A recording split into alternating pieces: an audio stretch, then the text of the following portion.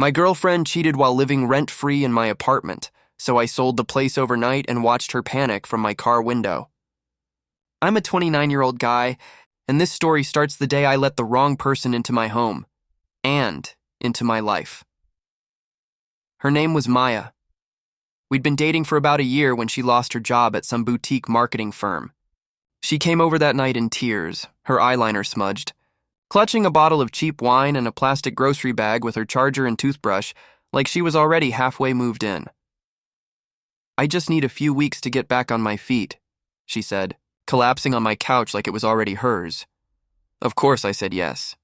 I'd just bought this apartment 2 years earlier after saving up through college and 3 years of working brutal night shifts in IT. It wasn't fancy, but it was mine. And at the time, I thought sharing it with Maya was a step toward building a future together.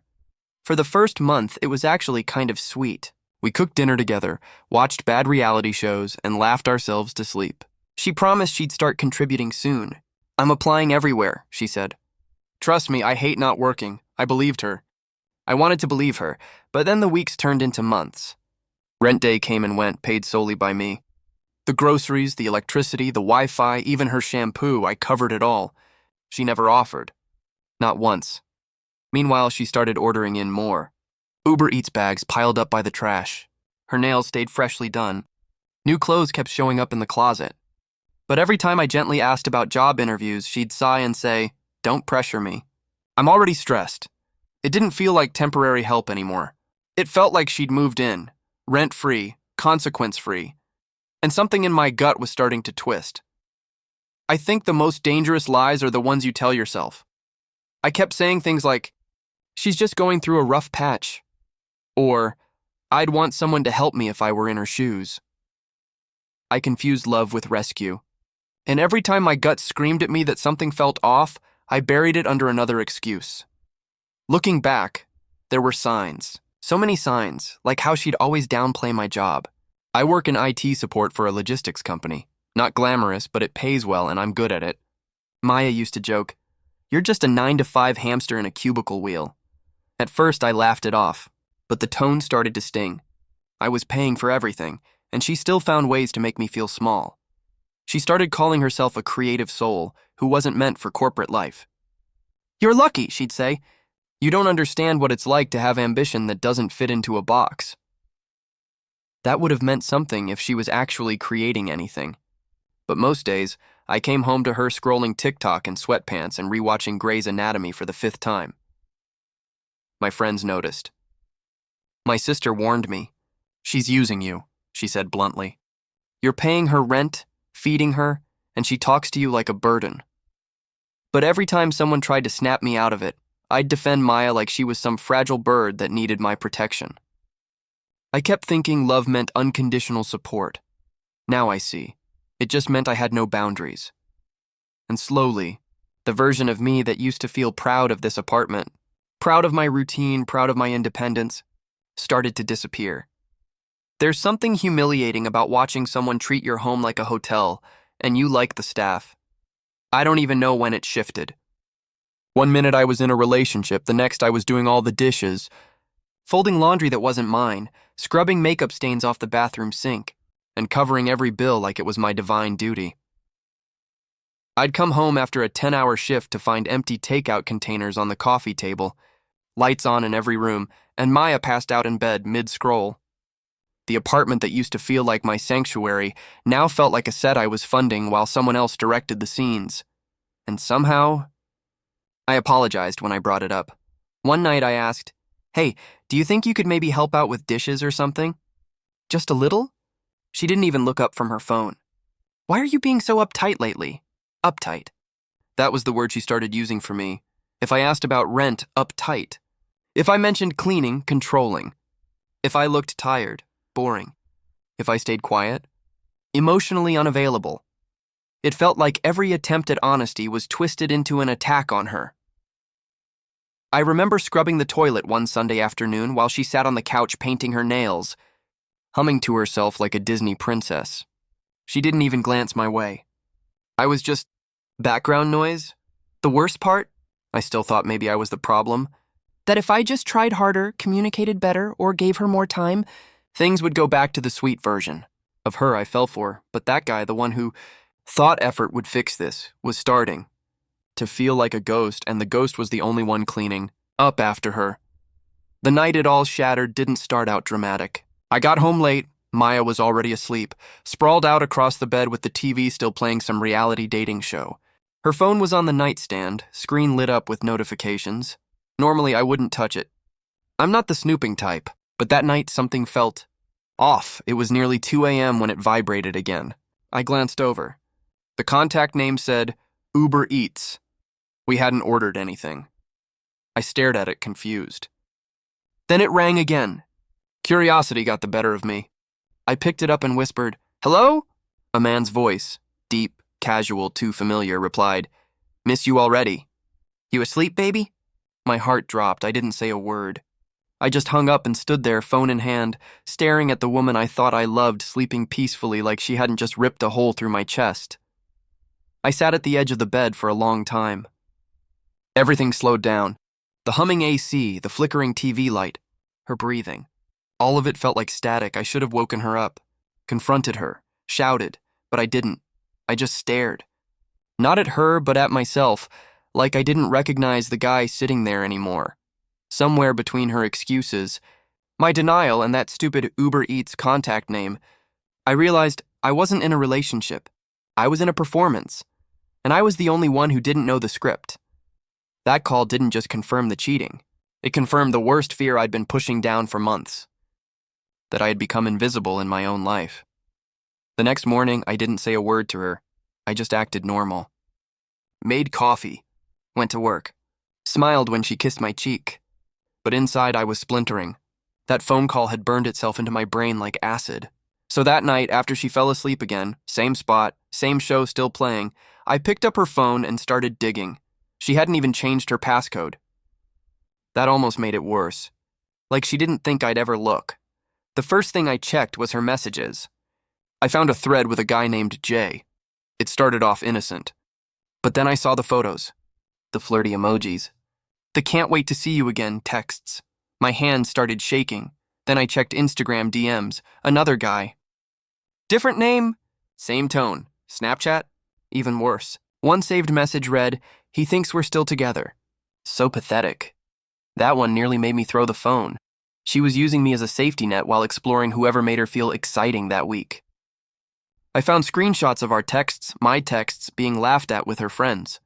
She even joked about how soft I was, like buying her groceries and paying rent made me weak. My ears were ringing.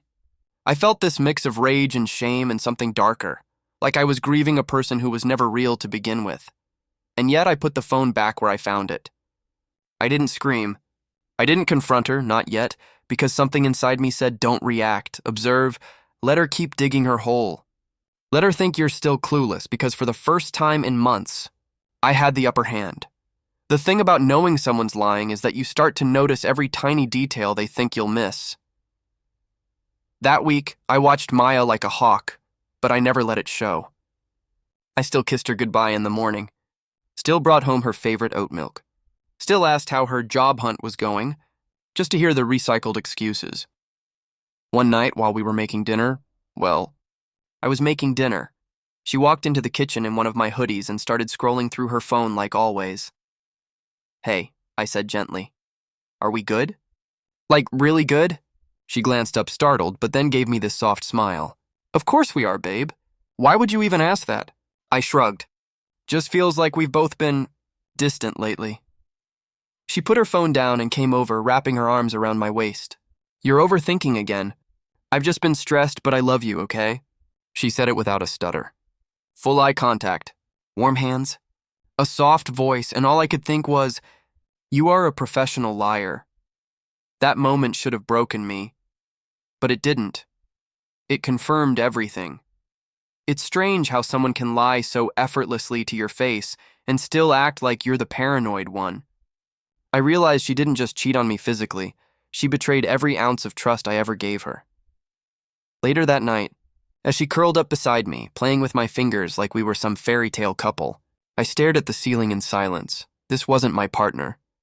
This was a stranger with a script, but the thing is, I was done playing the role of the fool, and for the first time since this all began, I started planning my exit. It didn't take long after that for the cracks to widen. A week later, we had a petty disagreement, something stupid about which show to binge next.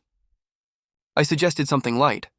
She rolled her eyes and said, "God, you're so predictable." I paused. "What's that supposed to mean?" She scoffed, stood up from the couch, and muttered, "Nothing. Just, you're boring sometimes, okay? Everything with you is routine, safe, bland." I didn't raise my voice. I didn't defend myself.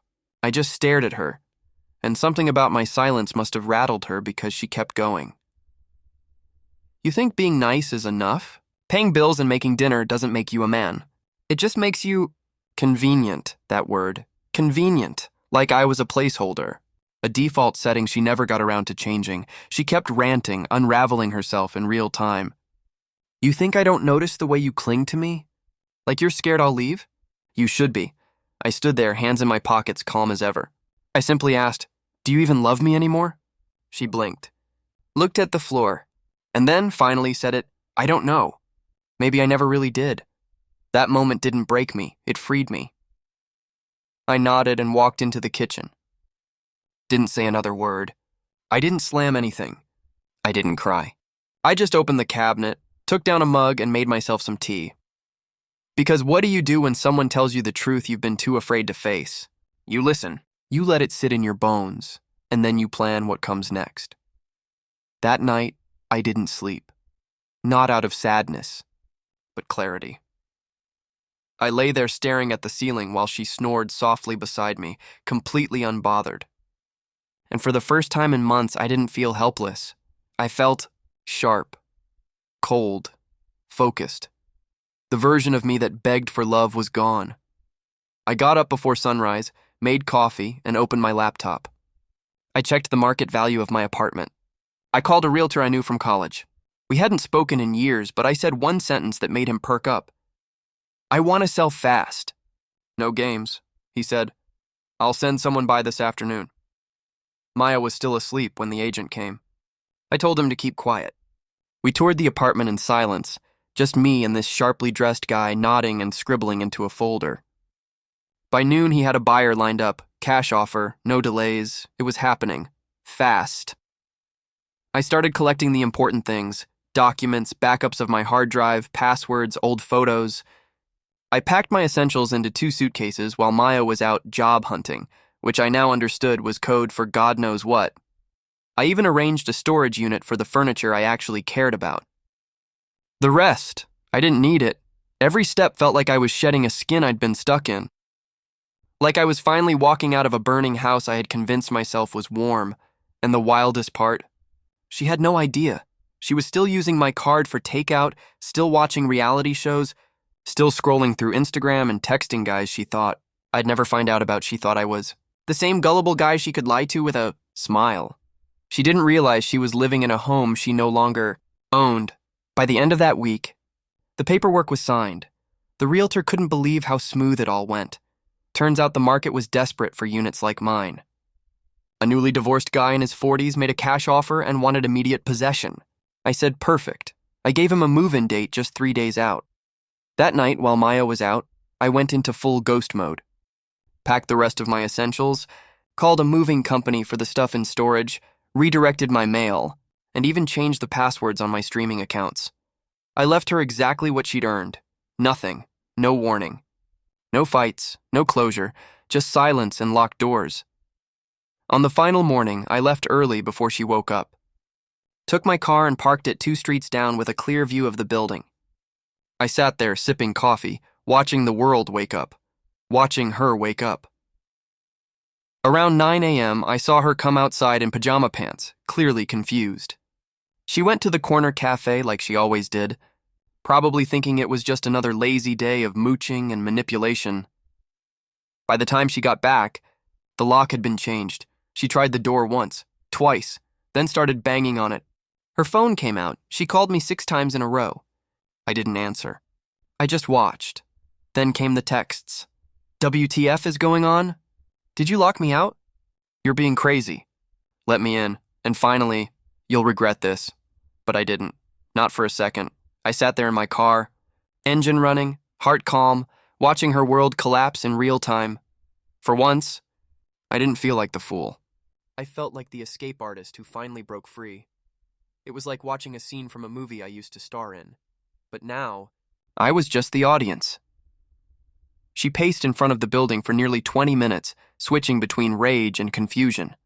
She kept looking around like expecting someone to tell her this was a prank, a bad joke. But the reality was, she didn't live there anymore. She called me again.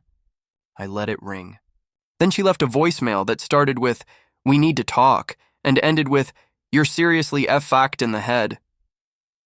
I still said nothing. A few minutes later, the new owner arrived. I watched from a distance as he walked up, keys in hand, exchanged a quick awkward glance with her, then let himself in. Maya shouted something at him. He ignored her. She followed him halfway up the steps before being stopped by building security. That's when the panic really hit. She pulled out her phone again and started pacing the sidewalk. I saw her stop and type something furiously. A moment later, I felt my phone buzz. "I'm calling the cops. This is illegal. You blindsided me. You're a psycho. You'll be sorry when I tell everyone what you did." Still, I didn't respond, because that's what narcissists hate the most, not insults, not revenge. Silence. I sat in that car until she eventually gave up and walked away, still yelling into her phone. She never looked back once, but I did. Just long enough to watch her vanish around the corner. It was done. She thought I was the weak one, the easy one, the one she could leech from forever. She never realized I was the landlord the whole time. The next few days were oddly peaceful. No dishes in the sink. No passive-aggressive sighs echoing through the apartment. No cloud of resentment hanging over me when I walked through the door. Just quiet. But of course, Maya wasn't done with her performance. Mutual friends started messaging me almost immediately. Screenshots, voice notes, Instagram stories. She was in full-blown damage control mode. She posted a crying selfie with the caption, "After everything I gave, this is how I was repaid." And another one, "Never trust a man who smiles while ruining your life." I didn't reply. I didn't post my side. I didn't even acknowledge it. Let people believe whatever version made them feel better. But one message stuck with me. A friend of hers I barely knew DM'd me. "I know it's not my place, but I just want you to know, you did the right thing. We all saw how she treated you." That was the first time I felt something like closure. She tried calling again. I let it ring. Then she used her mom's number. I blocked that too. Then came a message through a mutual friend. Maya says she just wants her stuff back. What stuff? She didn't own anything in that apartment. Not the couch. Not the table. Not even the bed. She was a guest. A temporary visitor who stayed too long and left too much damage. But I wasn't angry anymore. I just didn't care. Because once you see someone clearly, you can't unsee them. And what I saw now wasn't someone who hurt me. It was someone who never really saw me at all. Freedom is a strange thing. You don't realize how heavy someone else's presence was until it's gone. I moved into a smaller place a few weeks after the sale closed. Nothing fancy, just a clean, bright one-bedroom with sunlight pouring through the windows in the morning and no trace of Maya in the walls. It didn't echo with silence. It echoed with peace. I started waking up earlier, went back to the gym, finally had time to cook for myself, not out of obligation but joy. My friends, the ones I had distanced myself from while trying to make it work with Maya, welcomed me back without question. I didn't tell anyone the full story. I didn't need to. The people who mattered understood. Then one day, I got a message from a friend of a friend. "Dude, did you see her new guy dumped her? Turns out the same guy she was cheating with, the one who missed her already. He left her 2 weeks after the eviction. Something about too much drama. She had nowhere to go. Her family refused to take her back in. She'd burned too many bridges." For a moment, I felt a flicker of sympathy, but it passed. She chose chaos. She chose lies. She chose to play games in a home built on trust, and now she was learning that once you betray that foundation, there's no coming back. Meanwhile, I was dating again, carefully, cautiously, but with honesty this time. First with myself, then with others. I didn't want revenge anymore. I wanted better. And every morning I woke up alone in that clean little apartment. I reminded myself, being alone and at peace beats being together and in pieces.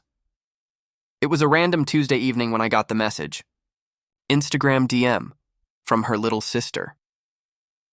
We hadn't spoken much while I was with Maya. She was quiet, observant, always lingering on the edges of the room during family dinners or birthdays. So when I saw her name pop up, I hesitated, but curiosity won. Her message started simple. I know this is weird, but I just wanted to say, I'm sorry for everything my sister put you through. That alone stunned me. She went on to say she had known, not all the details, but enough.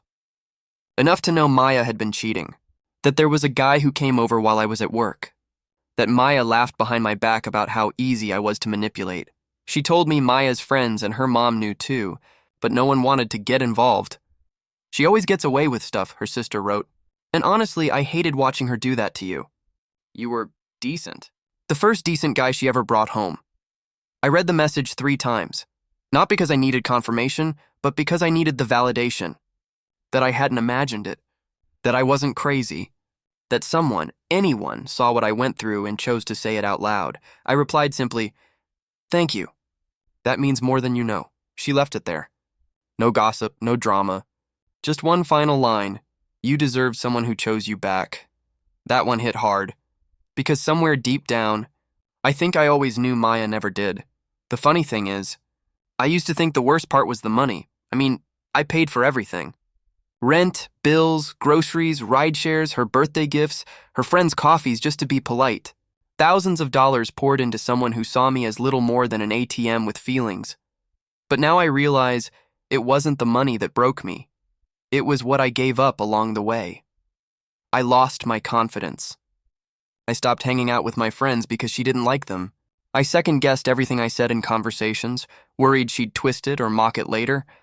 I stopped playing guitar, stopped reading, stopped dreaming about anything bigger than just making her happy enough not to leave. That's what hurt the most, realizing I had slowly been erasing myself just to be enough for someone who never planned to stay.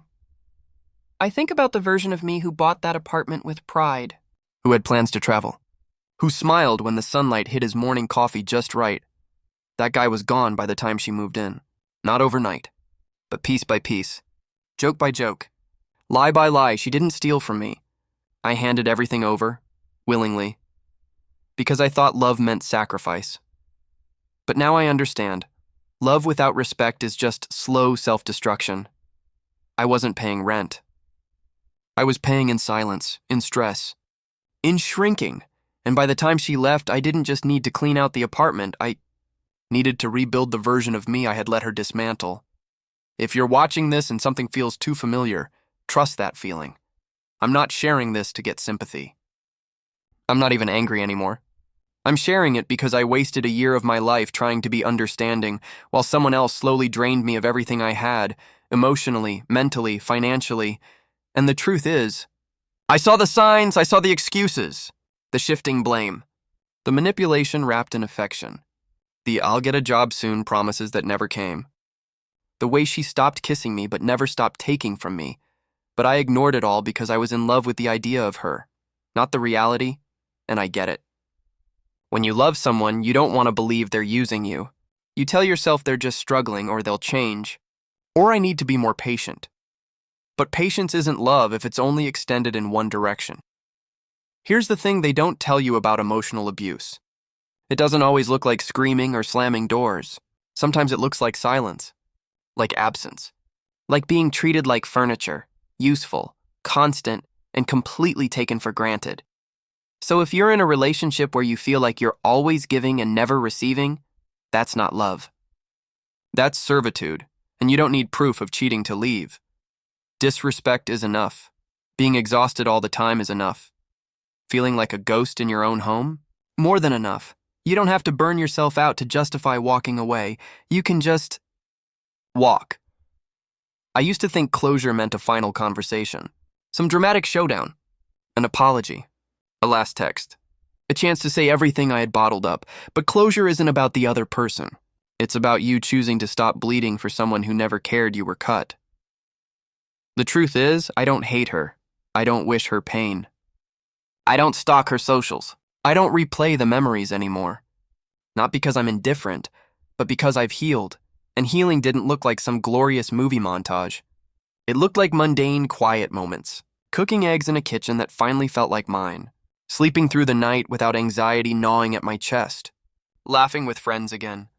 Smiling at my own reflection without shame. She thought I was paying her rent. She never realized the real price was my energy. My self-worth. My time. She thought she was draining my bank account. She didn't realize she was burning the bridge to the only person who truly cared for her. And in the end, her greatest punishment wasn't losing me. It was not even knowing what she lost. Now, when people ask me what happened to that girl you lived with, I just shrug and say, she's gone. That's all they need to know, because Maya thought I was just another soft-hearted guy she could manipulate. She never realized I was the one holding the title deed. Not just to the apartment, but to my life, and I've finally locked the door for good.